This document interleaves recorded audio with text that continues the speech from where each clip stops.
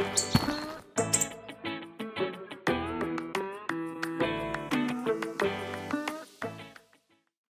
quería preguntar qué significa para ti el Sáhara en particular y la idea de desierto en general. Pues todo empezó por un viaje que hice con mi padre a Marruecos y estando en Ceuta, en la frontera entre Ceuta y Marruecos, yo era muy jovencito, tendría 15 años por ahí, había una expedición francesa con unos camiones increíbles, súper preparados, y a mí de pronto esa imagen me fascinó. Y yo me acerqué y les pregunté que dónde iban, y dijeron que a Tombuctú. Tombuctú. Yo me acuerdo de Tombuctú por los tebeos de Tintín. No, era mi referencia, ¿no? Y entonces imaginaba en ese momento cómo sería ese viaje atravesando todo el desierto del Sáhara con esos camiones, y yo dije, yo esto lo tengo que hacer alguna vez. No puedo hacerlo en un camión la primera vez, lo hice en un Seat Panda, pero lo hice. Y entonces descubrí un mundo maravilloso, de grandes espacios, de cielo infinito, sobre todo de noche, ¿no? Que te tumbas en las dunas y ves todos esos millones de estrellas, los nómadas que viven dentro del desierto, lo cambiante que es el desierto. Y el resultado fue que he atravesado el desierto del Sáhara pues, por todos lados. Y no solamente eso, sino que luego, pues creo que quitando el desierto de Australia, que es el único que me queda por conocer, los demás conozco pues, todos los desiertos del mundo. Es un lugar donde yo me siento muy bien y me inspira mucho también para contar historias. Muchas de mis películas, de mis documentales, no sé cómo me las apaño, pero terminan en el desierto. ¿Y cómo se siente uno ahí? ¿Se siente pequeño? Muy pequeñito, muy chiquitito. Yo recuerdo rodando 14 kilómetros, estábamos en el desierto del Teneré, entre Níger y el Chad. Es un desierto espectacular, el desierto dentro del desierto, ¿no? El Sáhara tiene muchos desiertos y además es un paisaje muy cambiante. Y este desierto en particular, el del Teneré, me parecía muy especial. Y estaba allí con los tuareg, estábamos en el campamento y uno de los tuareg tenía un Toyota Land Cruiser y yo quería sentir la experiencia de dormir solo en mitad del desierto. Entonces le dije que si me dejaba el Toyota, que quería pasar la noche solo. Entonces me monté en el Land Cruiser, puse en el GPS 100 kilómetros en línea recta y me metí en el corazón del Teneré y me quedé solo a dormir ahí una noche y fue uno de los momentos más especiales de mi vida. Era tal el silencio que me escuchaba el latido del corazón. Oye, y cuando el rodaje se convierte en expedición, a veces expediciones muy largas, recorriendo continentes enteros, ¿cómo cambia la mirada? ¿Te colocas en un lugar diferente para contar, para acercarte a las historias? Bueno, cuando yo hacía las expediciones por el mundo, que eran, como dices tú, muy largas, duraban año y medio o por ahí, pasabas por los sitios demasiado rápido. Era como un diario de viaje y muchas veces improvisando, ¿no? Ibas con una idea un poco clara de lo que querías contar, pero luego por el camino ibas cambiando mil veces la ruta, los lugares, en fin.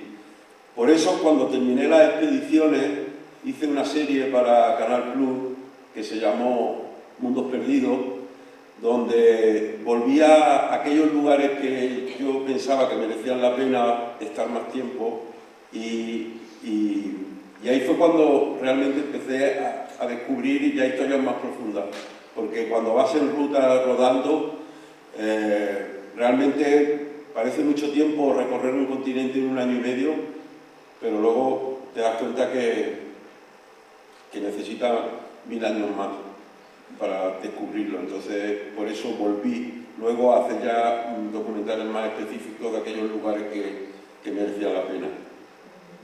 Quería preguntar también por el papel de la naturaleza, del paisaje en tu trabajo audiovisual.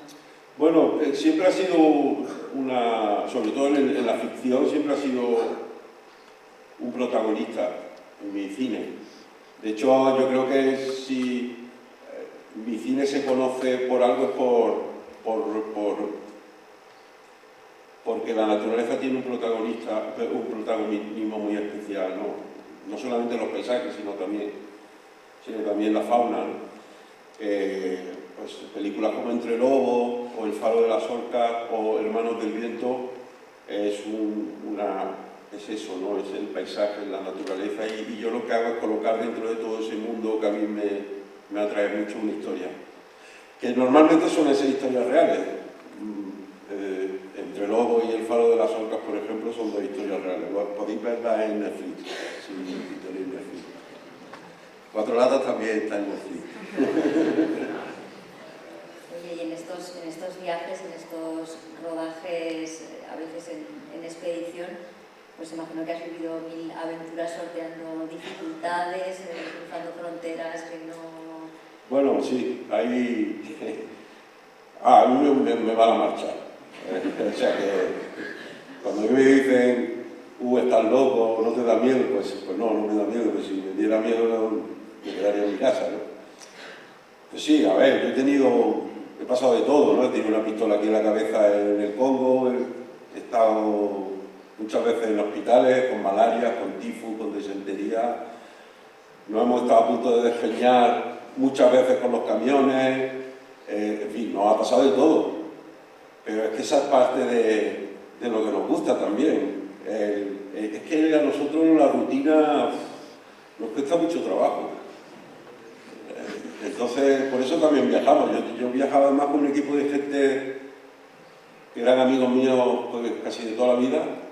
La mitad del equipo eran amigos míos de Córdoba de cuando éramos chiquitillos y la otra mitad eran profesionales, de verdad, ¿no? Entonces yo combinaba la parte, ¿no?, emocional y con la parte profesional, porque para mí era muy importante, estar 1 año y medio viviendo con 7 o 6 personas en un camión no es fácil. Tienes que buscar mucho.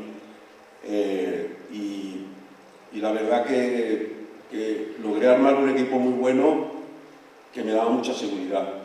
Entonces sí, la hemos pasado canutas muchas veces, pero que no quiten lo bailado, vamos.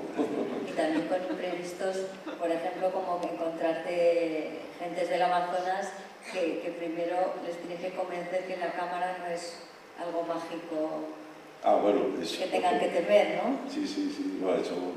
Vamos, yo estaba en un sitio donde no habían visto un hombre blanco, están lugares donde los niños no habían visto un hombre blanco. Y te tocaban el pelo, la nariz, no sé, era bastante alucinante. Y sobre todo en la época que yo hice mucho documental etnográfico, llegábamos a lugares tan remotos que primero teníamos que estar varios días sin sacar la cámara para que se acostumbraran a nosotros, y luego ya cuando veíamos que ya había cierta confianza ya sacábamos la cámara. Y algo que funcionaba siempre muy bien era que les rodábamos y luego les enseñábamos las imágenes, y eso ya era, ahí ya el poco hielo que quedaba se terminaba de romper. Y sí, he tenido la suerte de filmar, ahora ya es más difícil, pero en aquella época sí que filmé tribus muy poco contactadas, sobre todo en la frontera entre el Tíbet y Nepal y en el Amazonas. Sí que pudimos llegar a tribus que habían sido muy poco contactadas, y eso era muy alucinante porque era un viaje al pasado en el siglo XX y en el siglo XXI, que yo a veces pienso cómo es posible que en Brasil, ¿no?, que tienen la tecnología para fabricar su propio avión, Embraer es una marca brasileña, ese mismo país que es capaz de fabricar su propio avión tenga tribus no contactadas. A mí eso me parece increíble, ¿sabes? Y eso me atrae mucho. De hecho, el año pasado estuve en Perú con Arturo Valls rodando un documental, y ahora el año que viene probablemente regrese. Es un lugar muy especial también para mí. Y en tu filmografía iconografía encontramos documentales, más de 50, pero también películas de ficción. Cuéntanos cómo has construido esa pasarela del documental al cine de ficción, porque en tus ficciones también hay mucha realidad, ¿no? Pues lo que conté antes, ¿no? Que fue una cosa que ni yo mismo pensaba que iba a suceder. Y fue por eso, por aburrimiento, en ese viaje con los tuareg, con los camellos. Que empecé a escribir historietas entre ellos, ya iba conociendo yo a los caravaneros, iba viendo cómo era cada uno, y dentro de ese mundo suyo, pues yo empecé a provocar pequeñas situaciones que luego cuando volví a España y lo edité, y pues ahí, no sé, me dije, bueno, oye, voy a seguir por ahí. Entonces, justo al año siguiente, no recuerdo muy bien, se celebraba un mundial de fútbol. Y estando yo en Mongolia, rodando una tribu que vive muy cerca de la frontera con Kazajstán, se llaman los Berkuchi, son unos tipos que cazan con águilas reales, pues rodando esa tribu, de pronto nos encontramos con un grupo de nómadas que iban viajando a caballo, y uno de ellos llevaba una pequeña televisión entre las piernas, y a mí me llamó mucho la atención que en ese lugar tan perdido, en las montañas del Altai, cómo era posible que... Y entonces, bueno, me contaron que iban a un antiguo puesto militar donde quedaba todavía una antena y que enchufaban la televisión en una batería de coche y veían una telenovela rusa. Y yo dije, y entonces, bueno, le digo, bueno, ¿y qué más hacéis? Dice, no, pues los partidos de fútbol. Entonces resulta que hay un tendido eléctrico que atraviesa Mongolia de este a oeste, y cuando hay un mundial van todos los nómadas enganchándose al tendido eléctrico viendo los partidos de fútbol. Y dije, ya tengo la peli. Y ahí surge la gran final, que es una película de ficción, o sea, es una película escrita por mí, pero con actores no profesionales, o sea, gente de allí y en los entornos suyos reales. Entonces cuando la gente ve la película, que está en Filmin, pues si queréis verla, está en Filmin. Cuando la gente ve la película, no sabe si lo que yo le estoy contando es verdad o mentira, ¿no? El final es todo mentira para que parezca verdad. Bueno, pues a mí eso me gusta mucho, o sea, trabajar con actores no profesionales en sus entornos reales y llevar al espectador a ese punto donde no sabe si lo que yo le estoy contando es cierto o no. Y la gran final es eso. Sí, al final adquiere una solidez también, ¿no? Y yo no sé lo que adquiere, pero dejo al espectador siempre ahí un poquito bailando, ¿sabes? Me preguntan, y yo no les digo nada, claro. Bueno, muchísimas gracias por esta conversación. A continuación vamos a ver una de tus películas, Caravana, y nos cuentan que ha sido difícil conseguir una copia y que debemos agradecer a la productora El Deseo que nos ha cedido una copia en DVD para que se pueda ver esta tarde aquí, y que la organización del festival ha elegido porque es la primera que estrenaste en cines en 2004, y porque es una obra que es difícil de ver porque esta no está en plataformas, con lo cual esto hace que esta ocasión sea aún más especial. Y por eso queremos que seas tú mismo el que, como director, nos presente la peli antes de pasar a verla. Bueno, pues es la historia de dos niños de 10 años. Uno pertenece a la tribu de los Dolpopa, que viven en el Himalaya, entre el Tíbet y Nepal, y el otro niño es de la tribu de los tuareg. Y sus familias son nómadas que comercian con sal, y cada año tienen que hacer una travesía muy larga para llevar la sal de un sitio a otro, y es su viaje iniciático, una historia paralela entre estos dos niños y entre dos lugares pues muy distantes en el espacio y también visualmente, pero sin embargo, a pesar de ello, hay muchas similitudes entre estas dos tribus que son nómadas.